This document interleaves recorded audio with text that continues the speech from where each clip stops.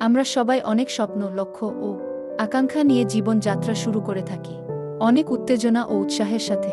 আমরা কি করতে চাই, কোথায় যেতে চাই ও জীবনে কি হতে চাই সেই নিয়ে অনেক পরিকল্পনা করে থাকি।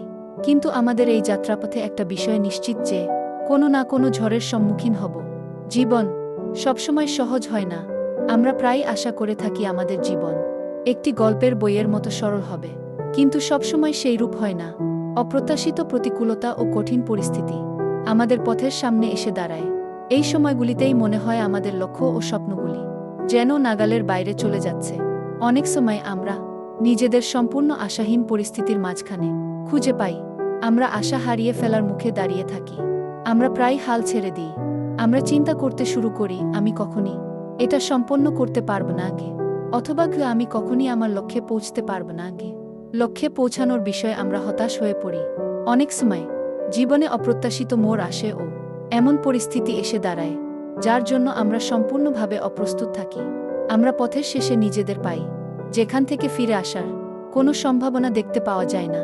আপনাদের মধ্যে অনেকেই যারা এই ভিডিওটি দেখছেন বা শুনছেন হয়তো কোনো না কোনো আশাহীন পরিস্থিতির মাঝখানে রয়েছেন। সেটা আপনার চাকুরি সংক্রান্ত, অথবা পেশা, শিক্ষা, বাড়ি, বিবাহ অথবা পরিবার সংক্রান্ত হতে পারে। জীবনে অনেক কিছুই সমস্যাজনক হতে পারে, কিন্তু আমি আপনাকে এই বলে উৎসাহিত করতে চাই যে বাইবেলের ঈশ্বর মৃতদেরকেও জীবন দান করার বিষয়ে দক্ষ।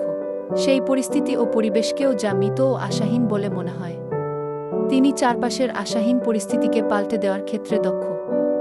আমেন।